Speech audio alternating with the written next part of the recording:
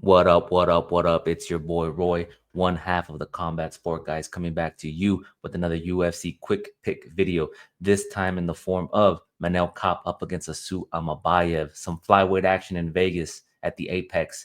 The link to our long form video is going to be in the description below. Make sure you check that out. Make sure you show some love. This quick pick video is done for you attention deficit motherfuckers. Make sure you follow us on X. Every fight card we go live with an immediate fight analysis, round by round analysis, to show you how the odds change, to show you how the fight went, to give you the outcome of the fight. We also drop live odds, live props. Make sure you're following us because we do drop some gems. We have given you some money at plus money every week, and we're going to continue to do that. We're also going to drop our bets later on today or tomorrow. So make sure you follow us on X, turn on that bell, and tap in. Hit a like, hit a subscribe. Without further ado, let's get into the quick pick video. Kicking off the card, we have women flyweight action. We have Montana De La Rosa up against Luana Carolina. Now, this to me is like a striker versus a grappler match here.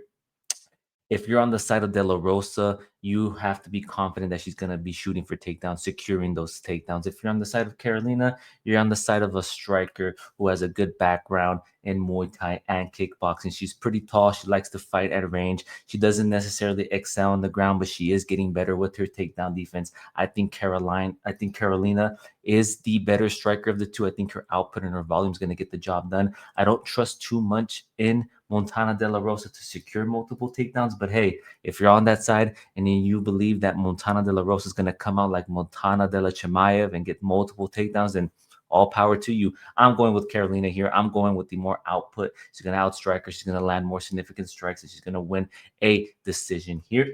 Moving on, we have a banger of a fight in Charles Johnson up against Ramazan Tamarov. Now, Johnson does have the 7-inch reach advantage in this fight. He's pretty much good everywhere. He has good grappling, good durability, good kickboxing.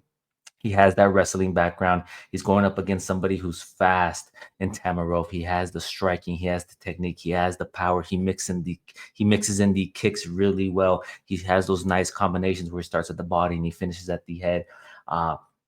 He's an aggressive forward pressure striker. The one thing that he has to do is pace himself here, not get in those wild exchanges, not give Charles Johnson an opportunity to have the upper hand here and secure takedowns. I think if Tamarov makes this fight his fight, pushes the pace at his pace, and doesn't throw too wildly, doesn't get desperate, doesn't shoot for desperate takedowns, he can get it done here. I like his striking. I think Tamarov gets it done here. It's going to be close, though. I wouldn't be mad if you're on the side of Charles Johnson. Moving on here, we have another woman's bout in Andrea Lee, who's on a pretty bad stint right now, but regardless, she is well-rounded up against JJ Aldrich, the ever inconsistent JJ Aldrich. This fight, in my opinion, is a lot closer than what the odds tell, but given Andreas Lee's recent stint, they make sense.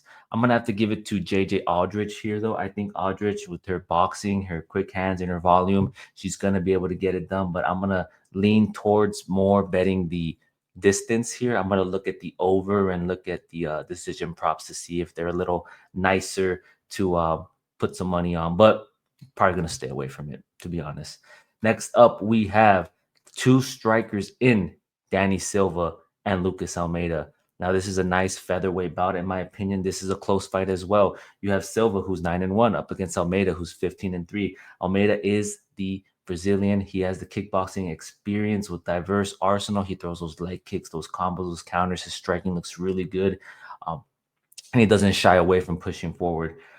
His takedown defense has been questioned in the past with 50% overall in preventing people from taking him down. You know, he does struggle up against good grapplers. You look at Silva, he's a fast forward pressure boxer who throws a high volume. He has that knockout power. He does mix it up. We saw in his last bout how he was able to mix it up against Josh Kulabau and secure those takedowns. I think he's going to be able to, go out there, push the pace, get in Almeida's face. And if he finds himself in trouble, if he finds himself, losing the striking exchanges, the wrestling is going to be there. The takedown's going to be there. So I'm going to go with Silva here. I think he has the toolkit to get it done. Moving on, we have some bantamweights. We have Douglas Silva de Andrade taking on John Castaneda. This is a clash of experience bantamweights, which is going to be an exciting fight. I think Andrade is, bit older now. He has the Brazilian background with the Muay Thai base. He's explosive. He has some power. He's okay on the ground. Mm, but Castaneda, man, he's such a scrapper. He's such a dog. He has that sharp boxing, that good wrestling, and a slick BJJ game. I think he's the faster fighter. He's more technical. He's going to be able to mix in strikes and level change and secure those takedowns.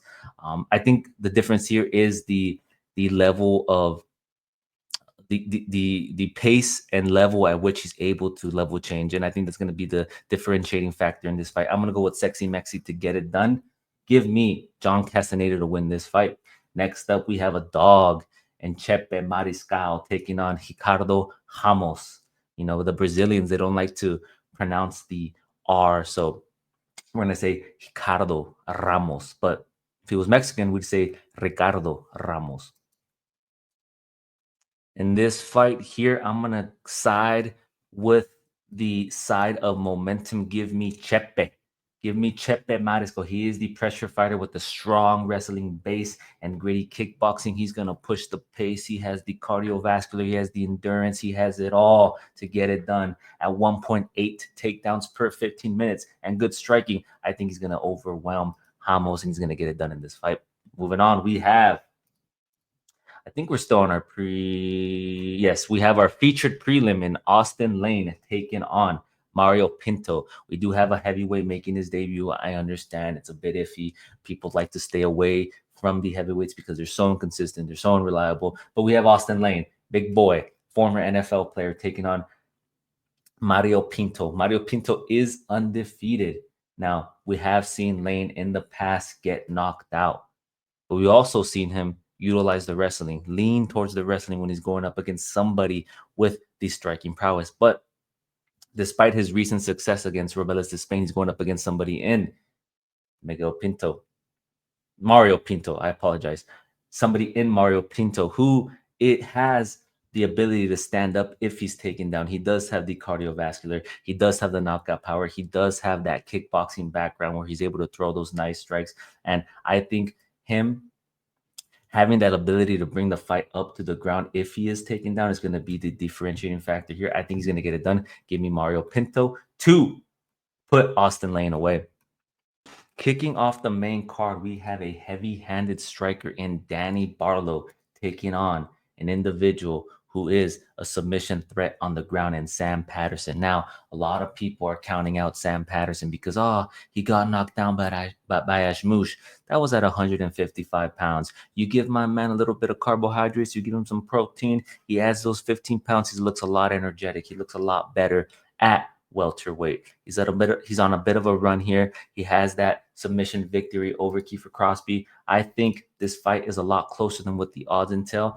If Sam Patterson is able to tighten up that striking defense, keep the fight at range, not get caught by that left hand, bring this fight to the ground, the odds are going to shift majorly. I think Sam Patterson is live to get busy and look for his submission here. I'm going to go with Sam Patterson to get it done. I think Danny Barlow, since he's been in the UFC, yeah, he got that knockout in the Contender Series. He got that knockout against Quinlan in the third round, and he got a split decision win over Varentenikov. And, they're all in the third round. Those two fights, those knockouts were done in the third round. So he's not getting people out of there right away. If this fight is prolonged, I think the potential for it going to the ground is going to, increase exponentially. So I'm going to go with Patterson to get it done. Next up, we have William Gomes taking on the undefeated Hyder Emil. Now, the ever exciting William Gomes, everybody's favorite fighter. I say that jokingly because William Gomes has a slow approach. He isn't the most flashy, he isn't the most exciting, but I think he gets it done here. I think, he excels at picking his shots from distance. He throws the jabs, the leg kicks, the body strikes.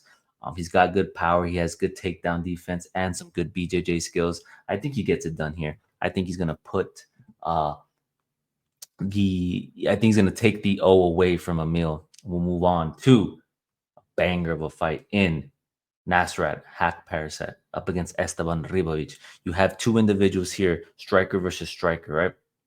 I think Hack Parasite is a well-rounded skill set. He has good boxing. He has crisp strikes, technical striking, fast hands, good head movement, and a knack for throwing combos. He's got some decent power as well. 10 knockouts. He does like to throw with volume and looks to land precise strike. The one thing that concerns me here is one, he doesn't perform well when the pressure is put on him, and he's going up against somebody in Esteban Ribovic who is a pressure fighter. He's a forward-moving firecracker. He has aggressive kickboxing. He throws with wild punches. He throws heavy hooks, spinning body attacks, and leg head kicks. He throws from everywhere, and I think what he needs to do in this fight to be successful is not let Hack Parasite get his reads in, set up his jab. I think Ribovic needs to go in there, get in his face, make this his fight, push that pace, and get it done. I'm going to go with Esteban Ribovic to put the pressure on him, to put the brakes on him, and to be victorious. Next up, we have a dog fight. A lot of people are upset with this co-main event and Cody Brundage up against Julian Marquez. And I understand it. You got an individual in Charles Johnson on the prelims. What are we doing? Put him on the main card. Show my guy some respect. Brundage is 10-6-0 and is 2-5 in his last 5 fights, whereas Marquez is also 2-5. Last losing to Zachary Reese via KO and Gregory Rodriguez. I think Brundage here is going to look to rebound from a loss. Brundage, he's durable. He has the wrestling background. He's very aggressive. Sometimes his fucking game plan goes out the window and he just goes out there and dogs it. I think he's going to dog it over here too. He's going to fucking bite down on his mouthpiece, throw some wild overhands and get it done. It's going to be an exciting fight. It's going to prep us for this main event that we have here in Manel Kape against Asu Almabayev. Now, originally, Manel Kape was supposed to fight Brandon Royval, and Asu Almabayev was supposed to fight Nascimento. The card got shuffled around due to some injury. Now, Almabayev is fighting Kape.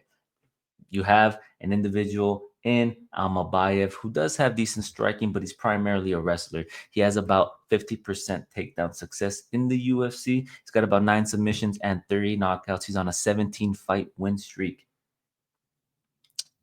in the UFC and on the regional scene. He's going up against Manel Kape, who has the power. He has the speed. He throws heavy, sudden flurries, and he looks to end the fight quickly. His takedown defense is also really good, and I think that's going to be the key point in this fight. Oh, but, Makayev was able to exploit that. He took him down 3 times, 3 times, and he was able to win that fight. Yeah, but my man had a broken toe, and it didn't look too bad. He lost that fight. We move on from it. I think this is his first full 5-round fight. I want to see how his cardio is going to look as the fight progresses, but I think his takedown defense is going to hold up. Now, this is a fight in which I'm going to go with Manel Kape, but I'm going to be interested in looking at the live bets, because if Almabayev is able to secure takedowns, make it look easy, control him, we're going to have a different game here, because Almabayev has gone the distance. He has gone 5 rounds. He has been in a training camp. It's not like he's coming in on short notice. His cardio is going to be there. This is a very good fight, but I'm going to go with the side of momentum. I'm going to go with the side of speed. I'm going to go with the side of excitement. I'm going to go with Kape to pull it out here. That has been the quick pick videos. Make sure you guys show some love, like, and subscribe. As always, we'll be here. We ain't going anywhere. Much love. Peace.